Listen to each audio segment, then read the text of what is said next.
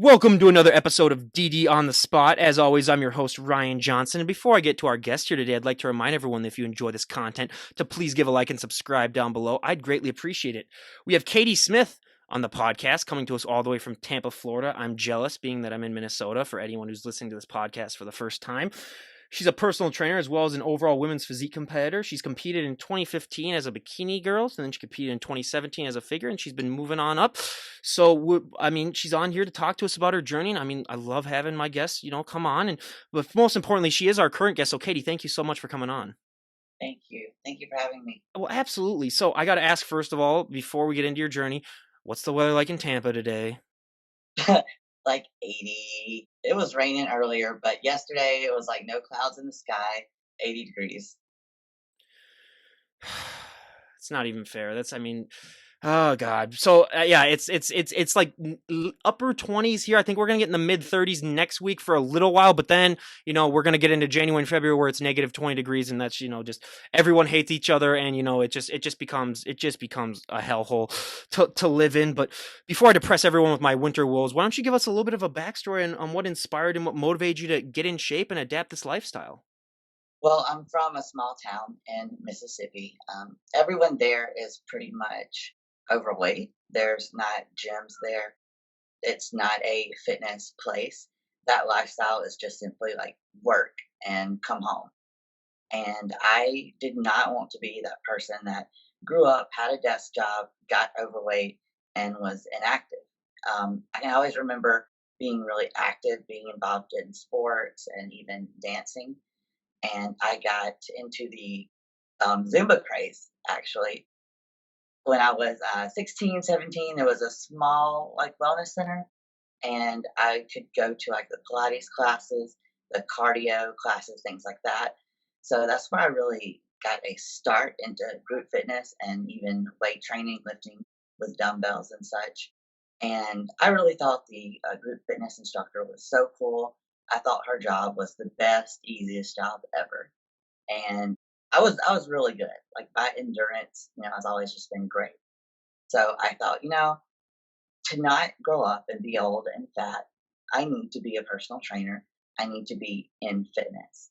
And it wasn't until 21 years old, I'm 27 now, that I had gotten out of my small town into a little bit bigger town, but still in Mississippi. And I started seeing girls that competed.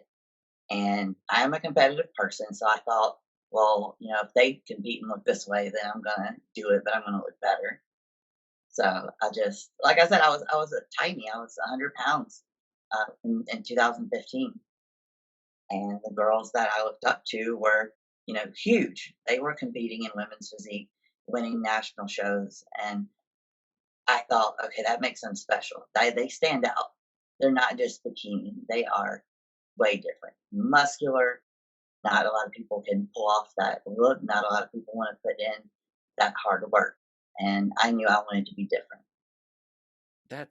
That's just such a great story. And yeah, for so many people it's just so hard when they get started in this. But I mean, I gotta say, you are the first guest that ever was part of the Zumba craze. I love having firsts in our podcast, so we got another first for everyone out there. First Zumba, and yeah, I remember that too because I'm 25, so I'm only 2 years younger than you. So yeah, I do remember that craze where everyone was in it. But hey, as much as people like to, crap on, fitness crazes, it does get a lot more people, at least experience wise, in a health and fit lifestyle. And, hey, who knows how many people, transition that into doing something else. So, as long as, it really, helps get people through the door. I'm all for it. But a question that I love to ask, because everyone is just so different when it comes to working out, that if you were to walk into a gym with 100 people, there's 100 different ways as to how those people got into shape, whether it comes down to their diet, their nutrition, how many reps they do, what exercises they do.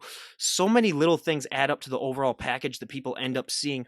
Was that a struggle for you, sort of figuring out what works best for your body? Because I always say, if you were to walk up to someone and say, what'd you train for that body part, it looks amazing, what works best for them 99% of the time is not going to work as good for you.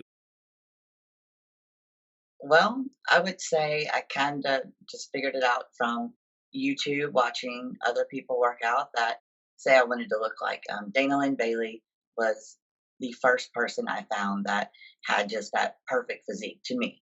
She was, tiny, short, she trained hard, she had the muscles, and she was ripped. And I watched her videos and I kind of modeled my training off of her.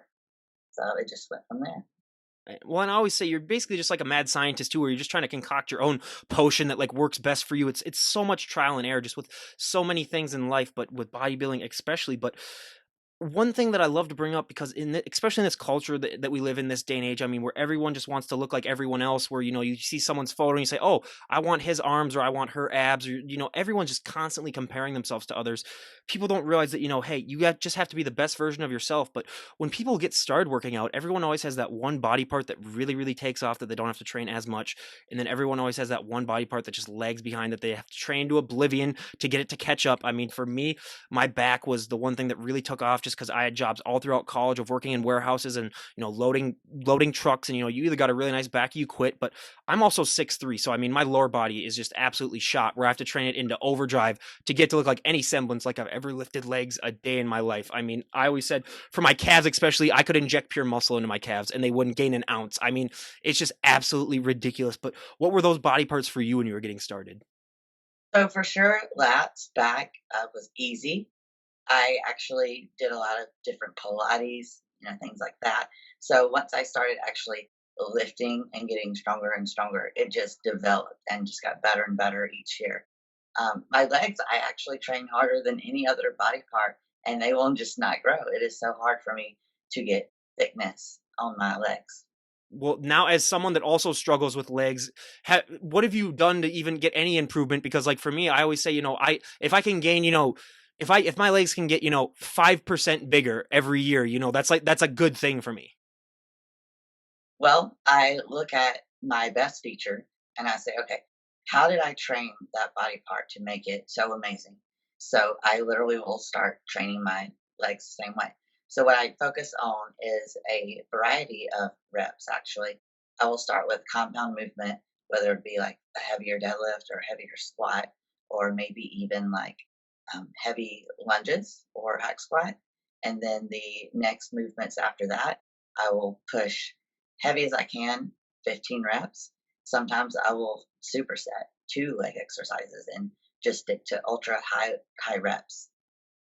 Yeah, yeah. I mean, you definitely. I mean, it's all about keeping the body guessing, and again, just with the variety that it happens, and just I'm willing to take really anyone's method of training at this point when it comes to legs. But a myth and stereotype that I love to bust on this podcast because it's gotten better, over the last 5 years. But there's still so many women that have that fear where if they walk into the gym and they pick up one weight, they're just going to put on 50 pounds of muscle overnight. And I always say to that, first of all, good luck. And if that happens to you, I'd pay you my entire life savings just to train with you, because I mean it's never going to happen.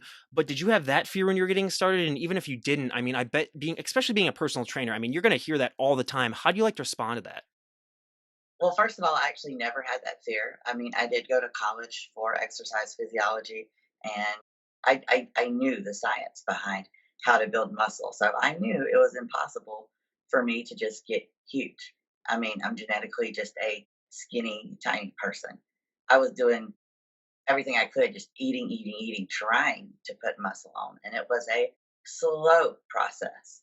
And in the beginning, when I was really tiny and a trainer, I had issues with people taking me seriously because I was just tiny.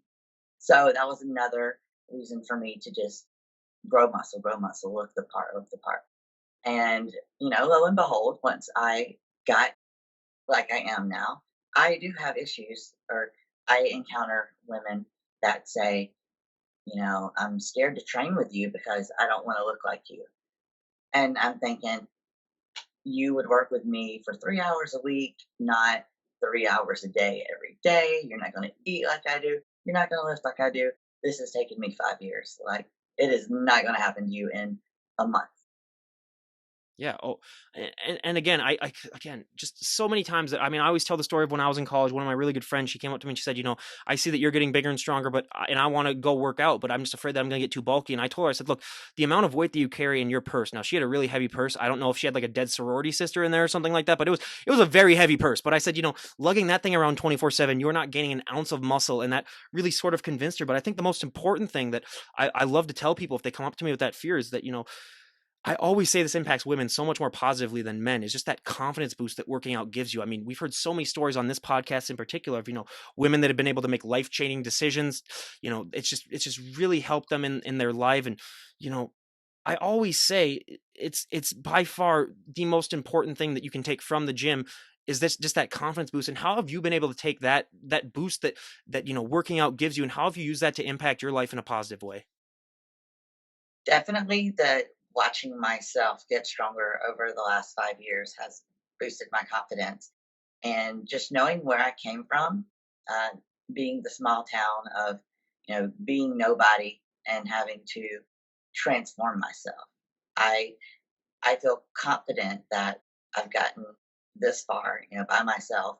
And when I go back home, 10-year reunion, nobody would ever have thought I would be doing this.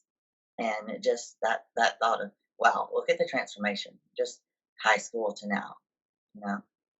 Um, I think everybody who starts lifting weights and gets stronger, they feel that confidence boost. They don't feel like they're so weak. Absolutely, and when I say for, like, everyone else too, I mean, you might have more confidence to go up and talk to people that you might not have been able to talk. I mean, there's just so many benefits that go along with that. But I got to talk about the elephant in the room, because your traps are huge. What have you trained for them to look like that? Because you said that you were always like a skinny person, but did they just pop out automatically? Yeah, that's insane, everyone. Like I said, I did a lot of Pilates, so I was like always doing planks and like handstands and different things like that. So I had that kind of naturally.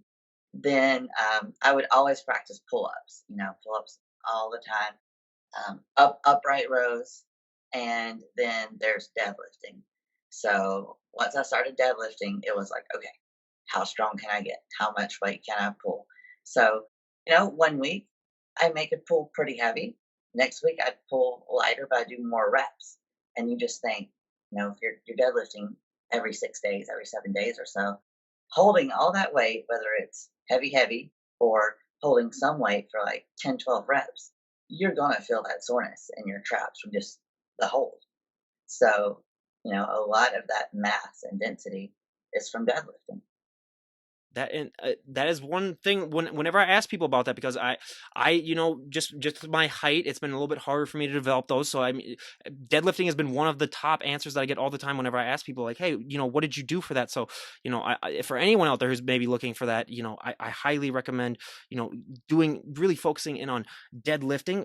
But being that, I mean, you started like a lot of people do, where they start in bikini and they work their way up.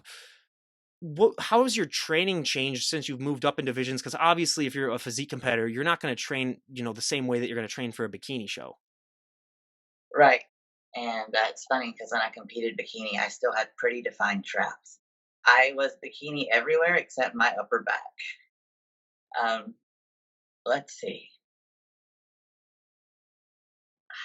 That's a tough one. I think just having the experience behind me and having the strength I have now versus 5 years ago, obviously I'm able to lift heavier weight, focus on more compounds, and then just with isolation exercises, being able to move heavier weight for longer, even with smaller isolation accessory movements. Yeah, and for anyone out there who's just new to it, I'll explain. I'll have stuff down below for talking about accessory movements and stuff, because yeah, literally, I have guests on there like, oh, what are they talking about? But no, it's basic stuff. But yeah, it's just so fascinating to listen to, how people got the, and how the training differs, because I mean, with the general public, they don't invest that much time, I think, into really understanding bodybuilding. So I love to ask those questions, because people don't realize that, hey, you're going to train different, based on the divisions that you compete in. But what would you say is probably the biggest nutritional change that you made since you started really taking bodybuilding seriously? Hmm. Uh, pretty much getting used to taking condiments out of your diet, or if you don't take them out, you're using like mustard or like sugar-free sauce, very little. And then just the fact that you really do measure everything, everything when you're in contest prep. It's so strict. And I know for me, the last 8 weeks was no carbs. So it was basically a vegetable and protein diet every single day. Oh, God bless her soul, everyone. I mean, that's just the stuff that the competitors have to go through. I mean, it just adds on to a checklist of, just what this lifestyle entails. But I always said the most shocking thing that I ever learned through this podcast was the whole mustard thing. I would have never guessed that, because I always used to ask my guests, what is one item that you always need to have in your fridge? And mustard was an answer a lot, and people don't realize, it's 0 in calories, it's 0 in fat, and it's, yeah, I'm team ketchup myself, so that would be very, very hard for me to get rid of that. But when you're getting into bodybuilding, I mean, I always say the one thing that actually really did shock me the most, other than the mustard, was that, for so many of these competitors, posing is the hardest thing for them. I mean, we hear it so many times. It's harder than your nutrition. It's harder than the working out. Where, I mean, I always like to compare it now to being a perfect driver, where you can be a great driver, you can never be a perfect driver. You can be a great poser, you can never be a perfect poser. It's always ever evolving. What has your experience with posing been like? From the beginning, Oh yeah, and how has it evolved? Yeah, from the beginning, and how has it evolved as your career has gone on? well, funny story. I don't walk well in heels. So when I did that bikini show and I was in heels, I hated it and I hated practicing. So I said, okay, I want to get out of this quick as possible. But obviously, I'm not going to jump straight from bikini to physique. So I did the figure. And again, I hated the posing. I hated being in heels. And then, finally got to physique. And the posing is so different. You are barefooted, but just you have 7 mandatory poses and they're all different and it has to be spot on. And if you have one side that is bigger than the other, you have to hide that from the judges. So I had my posing coach help me an hour every week for about 6 weeks. Yeah, it's definitely an unknown art when it comes to the general public and their knowledge of bodybuilding. But out of your physique poses, the 7 mandatories, what is your favorite one to do, and what is your least favorite one to do?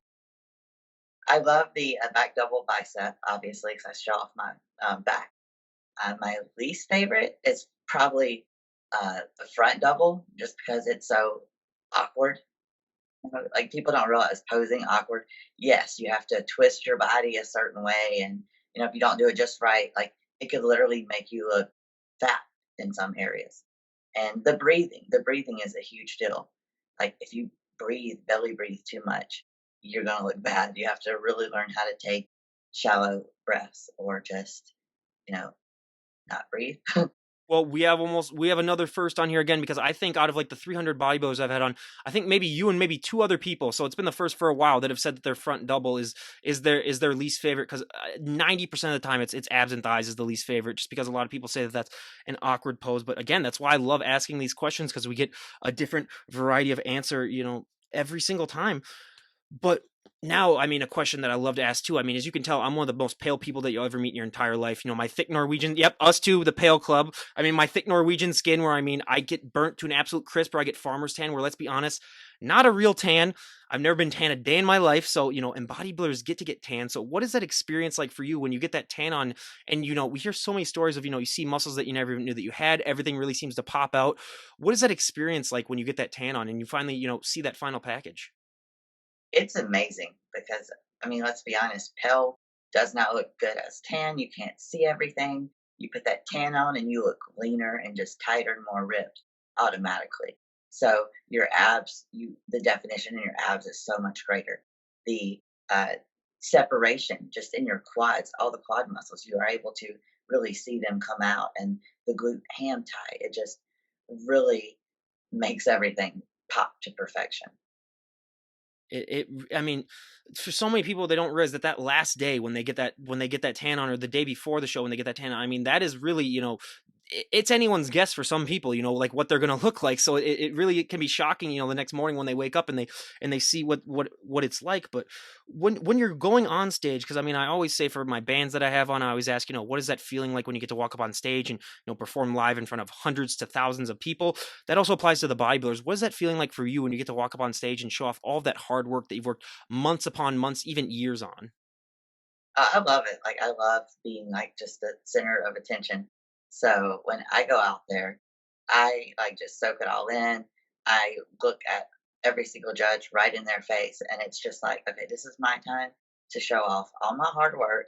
I've been killing myself, dieting hard, super hard, and, they give you 90 seconds, and you just go out there and you feel so confident, in what you have. I also have a routine that I do. Physique and women's bodybuilding have posing routines. And being that I have a background in dance, I did a Michael Jackson song, Dirty Diana. So it was a really cool posing routine. How long did it take you to develop that routine? To perfect it, maybe 6 weeks, because I mean it's flowy and it has its dance aspects, and I'm standing and doing poses, and I'm down on the ground doing poses, different tricks, things like that. That's the thing that we hear on here is probably the biggest thing is just making it look natural because I mean we had a guest from Australia on and she was talking about how she let her smile down for like 15 seconds during the call outs and you can get docked points for that. So I mean I always like to say, there's so many little things that people don't realize, can get docked for, but when you're up on that stage for the 90 seconds, does time really seem to slow down or does it seem to speed up or is it sort of a mixture? It is pretty fast because once you get off stage, you're like, okay, that was literally it. So No, yeah, and it's again, it just proves to the testament of what these athletes go through because for my bands they could be on stage for 2.5 hours, but for the bodybuilders, I mean, if you're on stage for 1 to 2 minutes, I mean, and to go through all of that just for that short amount of time, it really just shows the dedication, the hard work, and the drive that these athletes have. But when you were going through all these different phases, bikini, figure, and now physique, what was the going on stage? Did you have a different feeling walking on stage as a bikini competitor than you do as a figure and physique competitor? well, like I said, I kind of have that like show offy personality. Bikini has just kind of more of like an attitude.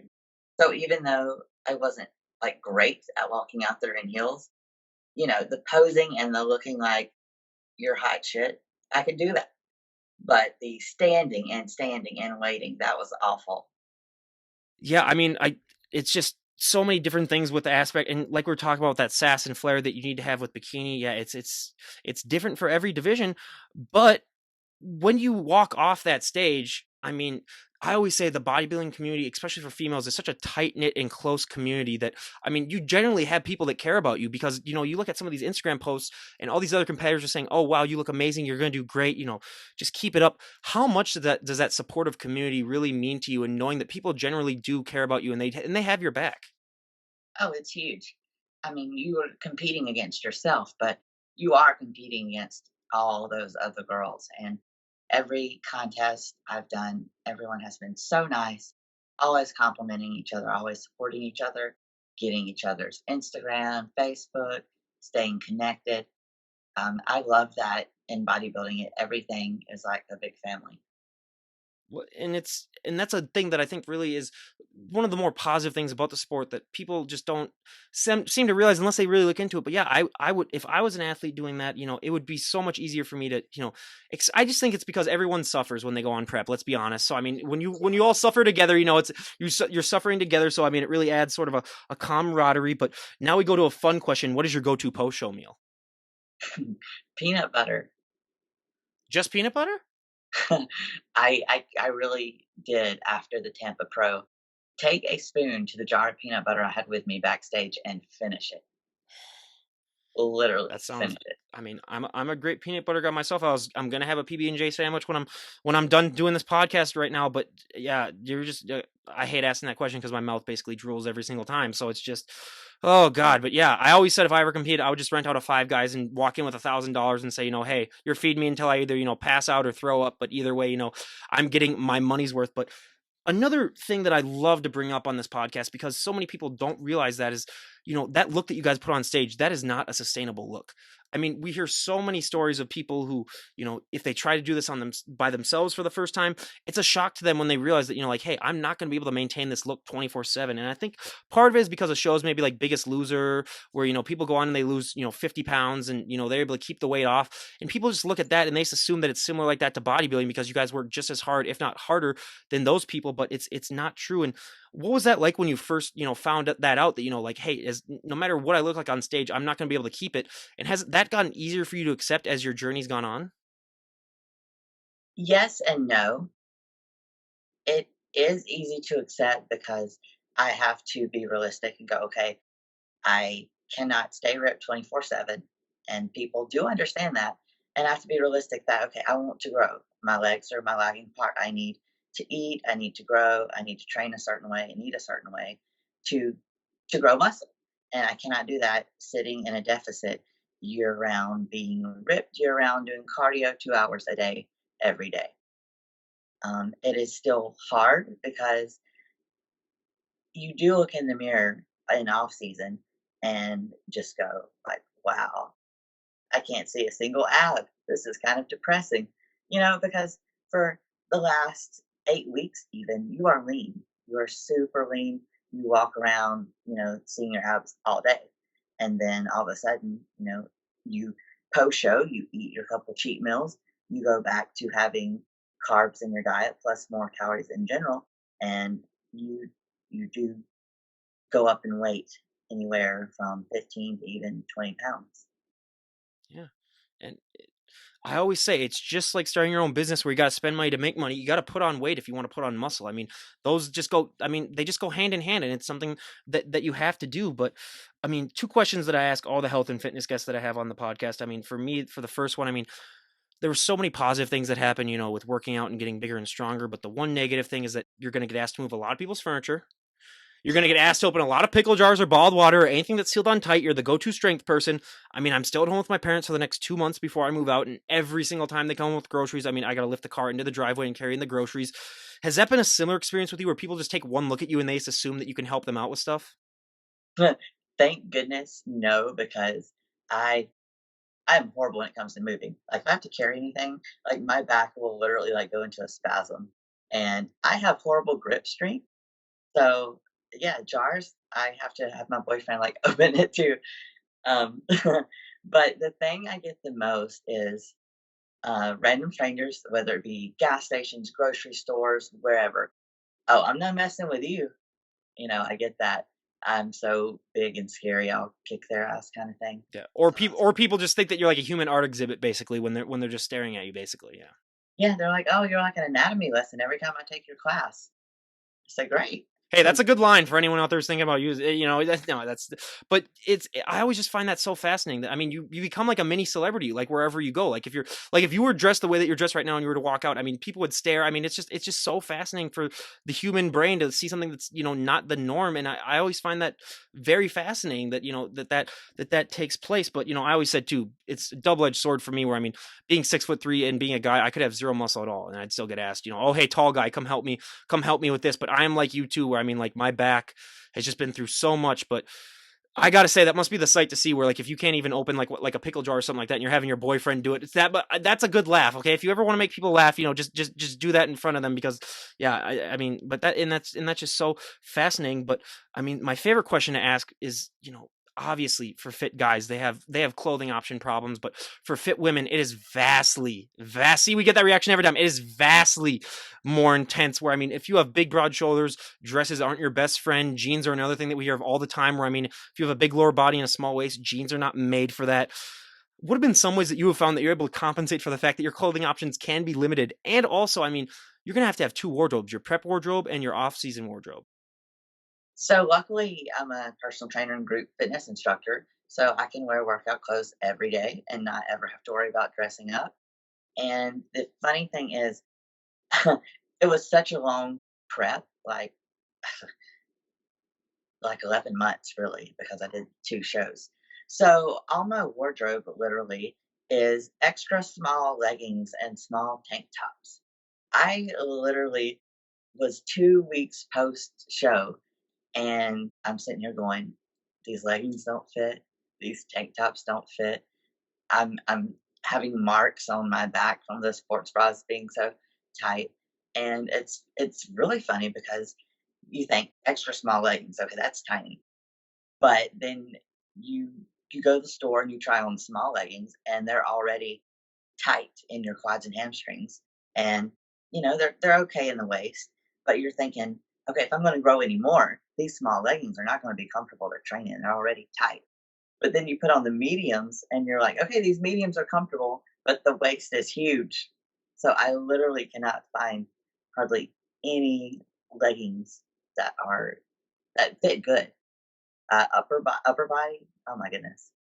Finding the right tank top, you don't even know the struggle. If it cuts too high, your lats can't fit in.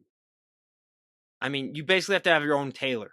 I mean, that's an answer that we hear of all the time, and that's why I always say, anyone out there who's, thinking about starting a clothing or fashion line, I mean, it's like just get into the, like women's fitness because you would make so much out of all the guests that I have on. I mean, all of them would be willing to pay for it. So I mean, you become a millionaire just from all the guests that I have on. I mean, it is just it's so underrepresented in the fashion wise that I mean, yeah, these people, I mean, you are gonna have to wear, like workout clothes all the time, but and that's great too. But yeah, just the changes that your body goes through. But we sort of touch based on it, but bodybuilding, the mental aspect of it is not nearly talked about it as much as it should because I think the mental aspect is about 10 times even more important than the physical aspect because with your body constantly changing and just with the mental state that goes into going on a prep where everything has to be perfect and you can't mess up. What is that like mentally to just constantly be going through these changes when it comes to preps and then off seasons? I mean, how are you able to maintain somewhat of a sanity knowing that you're just constantly changing and evolving? It can be mentally draining. I know, especially prep, not having any carbs for that long and constantly having your cardio up. You're just thinking, I'm going to die. Am I going to make it through this? Am I going to have the energy to even do the lifting today? Am I going to have the energy to train these clients? Can I really teach these three group fitness classes I'm supposed to teach today? So just having a strong mind and trying not to be negative, just saying, okay, I can't think about tomorrow or how bad next week is going to be. I have to just get through 1 hour at a time. There is no thinking ahead when you're in prep. It's just you can only focus on what is literally right in front of you. What do you think are some benefits that you've been able to take from going on a prep? Because I always say, if you're able to go through that mentally, I mean, that mental strength impacts your life in so many more ways, or it can. Do you think that, just being that you've gone through something that, for a lot of people is almost like a literal hell for people that we talk to that have gone on preps? How do you think that has like impacted your mental strength? And do you think that that's impacted other aspects of your life where you think that, oh, if I can go through a prep, I can go through anything? You definitely feel that way because you suffer, and your coaches will tell you straight up, like, go ahead and expect to be miserable, expect 2 to 3 hours of cardio a day, expect to be so hungry that you're in pain, and that we even lose sleep. Like, we don't start, we don't sleep well because we are so just food deprived and so hungry. But looking back and knowing you did all this cardio, all this weight training, and your job, you kept your personal life together on this little amount of food, you got through it. And then you stepped on stage and you just blew it away, right? So you go into off season thinking, I did all that. I can do anything. Yeah, I can't imagine what that feeling must be like after you've gone through something like that. But yeah, it's just again what the general public does not understand about this sport and just what it entails is just that suffering. But you led me perfectly into my next question because I always say sleep is never talked about. I don't think on Instagram, and it needs to be because I mean when it comes to recovery, I mean it's the most important thing, and it's one of the most important things just overall when it comes to health and fitness. And I always say one of my probably my top 5 favorite guests. He was from the UK. He was the number 1 sleep specialist on the planet, called all the way from Oxford. And first of all, he had one of those British accents where you felt like you gained 10 IQ points just from talking to him. Where I just told him, I was like, you're just going to talk the entire time. I'm just going to listen because he had just one of those really like posh upper class British accents. But we talked about the importance of sleep. And like you said, it is a struggle to get a good night's sleep, especially when you're in prep because your body's just aching and it's so sore. But are there any tips and tricks that you like to use to try to get that maybe that little amount of sleep? So because I'm one of those people too, if I don't get that proper amount of sleep, it's nearly impossible for me to get a workout in the next day. Again, I'm very fortunate with my job, so if there were nights I couldn't sleep and I had a break in the middle of the day for 2 to 3 hours, I would sleep. I would literally work and train when I had to and sleep when I could. I know it's a lot harder if you have, like, a day job and then you have to do your training, but it got to a point where I didn't care if I didn't wake up for fasted cardio because I knew I had to get, all that done at some point in time anyway. I had to train these clients here, do this. So it got to a point where I was like, I'm going to sleep when I can sleep and train when I can train. There was no just sleep schedule or training schedule. I had to strictly go off of, a feeling and that moment in time, like what I had to do, what I was working with, really. And yeah, naps are a huge thing that we hear of all the time, or just getting the right amount of sleep when you can, because yeah, I mean, just going through what you guys go through on a prep and just the whole sleep part. I mean, it's very. I mean, it's one of the probably one of, if not the biggest struggle that we talk about on this podcast. That every single one of my guests has a somewhat of a problem with it. But being that you are a personal trainer, I mean, I always find it fascinating that we see all these transformation photos and stories on Instagram, but we never get to see what that's like for the personal trainer. I mean, we always see what that's like for the client. How does that make you feel, and what is that experience like for you when you realize that, hey, I've really helped someone change their lives and they're a better person for it? Oh gosh, that's my whole goal in life. Like, if I can help one person and they feel happy and successful, then that's enough for me. If I can make someone happier because they worked with me, then that's great. My whole goal in life is just to help as many people as I can and teach them. There's a lot of people that may not want to be taught, say, how to properly weight train, but that is my passion. I want to teach them, help them. In group fitness, it kind of goes back to the entertainment. You you know they are coming there to get something out of the class. They might not necessarily like exercise, but they're showing up. So you want to make it enjoyable for them. You want to give them a reason to keep coming back. What would you say differentiates you and your class from other classes? The music and the energy. I can walk into a class and I will look at the population and I will play music that I know they like. Other instructors may have their certain like playlist no matter what. And, I'm not like that. I'm able to make stuff up on the spot, change music or whatever. And it's worked for me very well. I'm going to play devil's advocate here. If you only had one song to choose from to play for working out, what is your go-to song? Oh no. I don't know. For That's a me, hard. What's yours?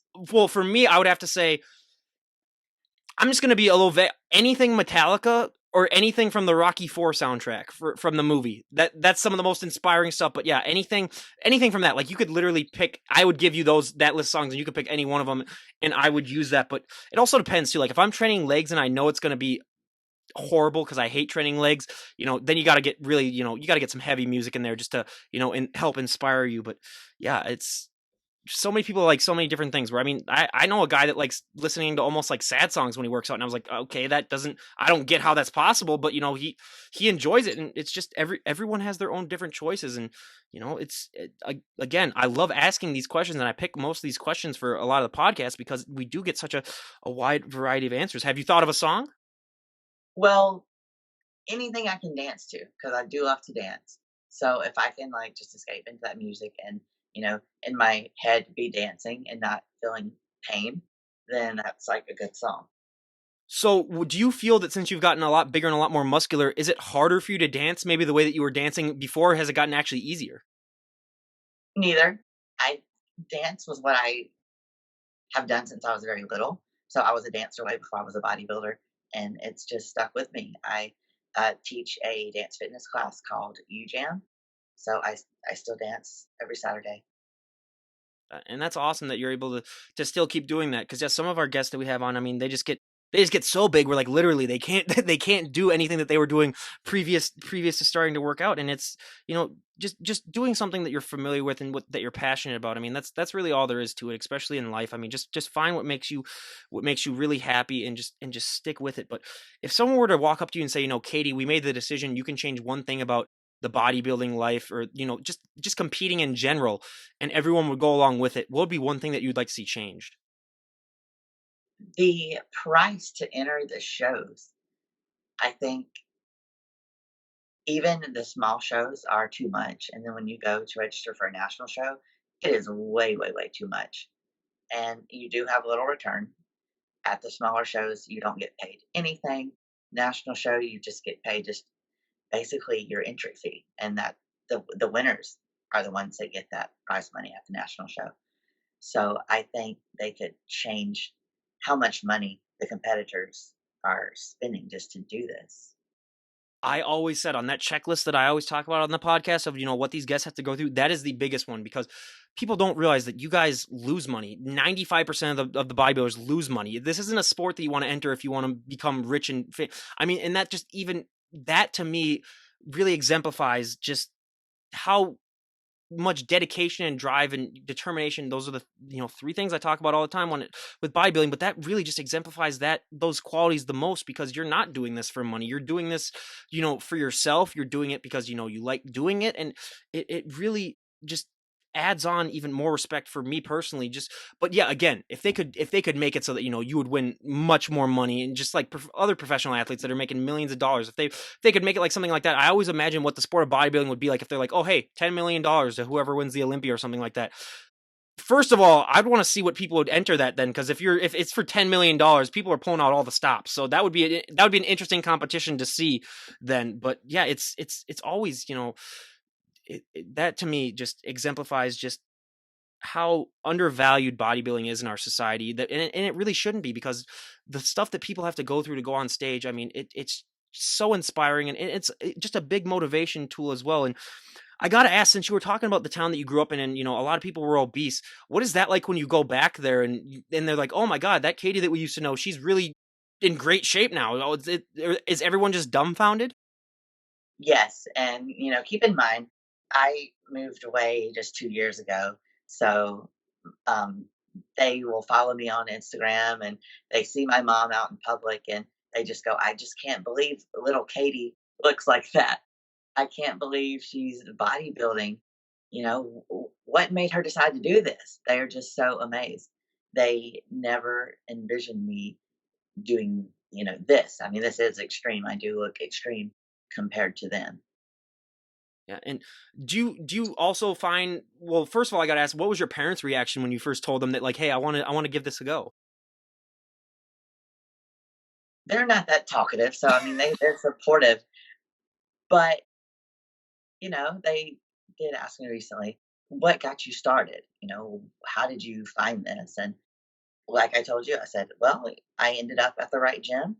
I saw the right people, and I thought, hey, this is pretty cool. Nobody from where we're from looks like this, so they stand out. I want to stand out. It's going to make my business grow." Oh, and yeah, it definitely has. And what would you say is probably the biggest misconception the general public has about female bodybuilding, just in general? I don't think they realize A, exactly how hard we have to diet for how long, B, the literal amount of cardio you have to do every day, and C, dehydration. What is your relationship like with cardio? Because if I was a bodybuilder, I would absolutely hate it. Well, I absolutely hate steady state cardio. It hurts my back. So high intensity interval training is what I do. And I'm a little bit different. I don't do that like with sprints or on a bike. I literally make up my own moves like from Insanity, the Beachbody program, and I create my own hit workouts. And I would do that an hour a day, spread out 2, 3 different times. And that's awesome. And yeah, it's you're figuring out what works best for you. But one training technique that, I mean, I've really heard so many good things from this podcast, and I've incorporated it for like the last year, and I like it, is time under tension. Do you like to use time under tension when it comes to your working out? Absolutely. I mean, that is the number one way to grow muscle. If you are just throwing weight around, you're not really creating that muscle growth. You're just, strong. So, and especially with me being, I have little joints and ligaments, I don't lift crazy, crazy heavy, even though I'm pretty strong. So, like I said, I will focus on just time under tension, 15 reps, just making that muscle burn like crazy, enduring that burn. It's uh, I always say the biggest thing that just makes me laugh more than anything else is a lot of people don't realize that, bodybuilders, if you were to have a bodybuilder and a power lifter, they look completely different, but a powerlifter generally is a lot stronger than bodybuilder. Not saying the bodybuilders aren't strong. I mean, a lot of them can put up, powerlifting numbers, but people just don't realize that when you're bodybuilding, you're not going for overall strength. You're going for the look. You're going for the aesthetic of it. Whereas a powerlifter, I mean, you see some of them, and let's be honest, some powerlifters don't ever look like they've ever worked out a day in their life. And then next thing you know, they're going in there benching 400 or 500 pounds, and you're like, okay, that's not even, like, how does that factor in? But yeah, it's just different sports for different goals. But if we were to talk to you a year from today, where would you like to be at in your bodybuilding journey? Where would you like to be at, with some personal goals that you have? Where would you like to be at if we were to talk a year from today? I would like to have my own fitness studio that I could do my personal training and teach my group fitness classes out of. I would be a pro women's physique competitor, traveling to maybe even Europe and doing shows over there. And also kind of doing some maybe guest training at different gyms just around here in Orlando and Tampa. And maybe even just more traveling, more getting my name out there, representing the sport.